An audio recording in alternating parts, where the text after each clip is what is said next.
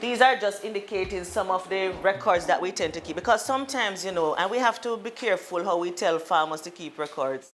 With this, what we're trying to do is just to say what type of records would you keep, or information on what on the animal would you keep. Because sometimes you tell farmers you need to keep records, you need to keep records. The farmer say, yes, I'll keep some, but what kind of records? What is he going to record? You can record a million things. You can even record the eye color of the goat if you want.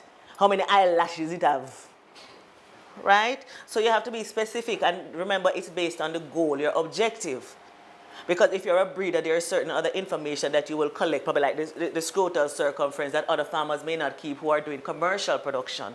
So that is why it is important to note the information that you're keeping. Birth date is important, right? Because you have to know the age of your animals. You have to know when it was born, right?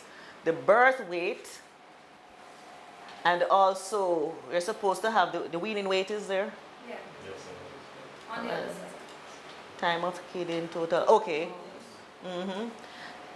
Information on who is the parent, the sire and the dam, the sex of the offspring, the number born, difficulties, if it had any difficulties during birthing, because you have to watch that, because you don't know if it's a continuous thing all the time. You may have to call that animal, right? Time of kidding, the frequency, the weight of the animal, health status of your animal.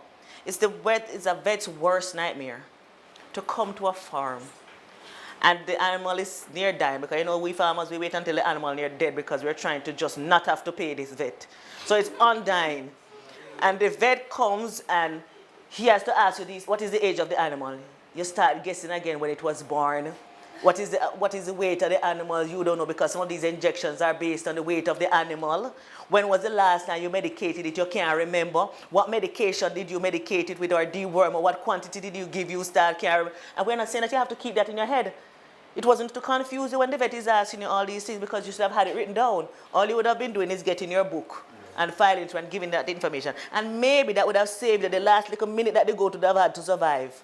You understand? If your animal is sick, you don't want to have anything that is wasting time. Don't you want the vet drive a little faster? You wish he was just next door and all this sort of. So don't let when him come to your farm, he has to be wasting time trying to prod your mind to get this information. Have your information on hand, ready and waiting for him. All right? And we're going to show you why it is important that you keep all this. It's not to give you work to do. You're going to see the calculations that you utilize with this information that will make your life so much more easier. Right? You don't have there, that is very, very important, is date of service.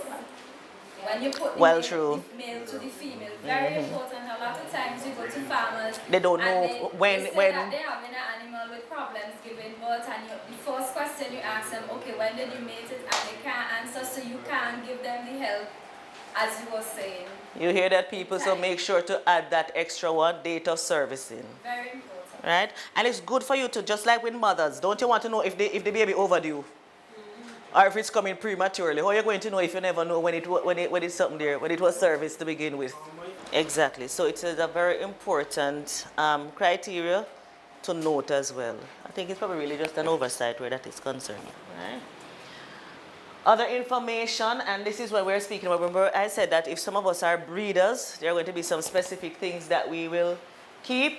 And let me tell you why it is important when we're looking at performance. Because when we speak about performance, what are we speaking about? You have the kid, and you have to look at how it is growing, right? The size. We talk about all the body shape, conditioning score, because you're trying to select your perfect animal. So you want to see how it has performed. And there's two sets of data that we have here. You have the birth weight, you have the the weights that you can check it at different times, and then you have the date at 365 days. Why are some of these dates important? What is it telling you? Exactly, you're looking at the growth curve, you're trying to see what is happening. Because the important thing that we have to remember is that you have the kid, and it is going through a feeding stage from the mother, right? So, if you're evaluating that kid, what is influencing mostly that kid? The mother's milk, the nutrition, because really and truly it is not feeding on its own as yet. So most of the nutrition is coming from the mother.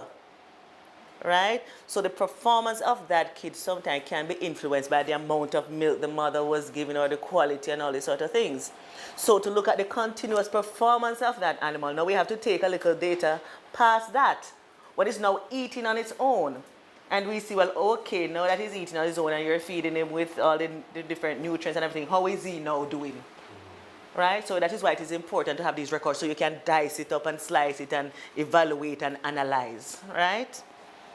Genetic evaluation, like I'm saying, most of these things we were looking at before in terms of when we speak about breeders, some of the information that they take, and the information especially for bullet 3, where they say expected progeny difference, most of these always come from breeders who have been in the business a long time and can tell you if it's a Boer goat, what is the expected birth weight and weaning weight and all this.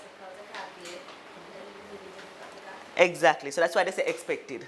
They're going to tell you is the actual thing, right? But with some amount of certainty, you can depend on those information.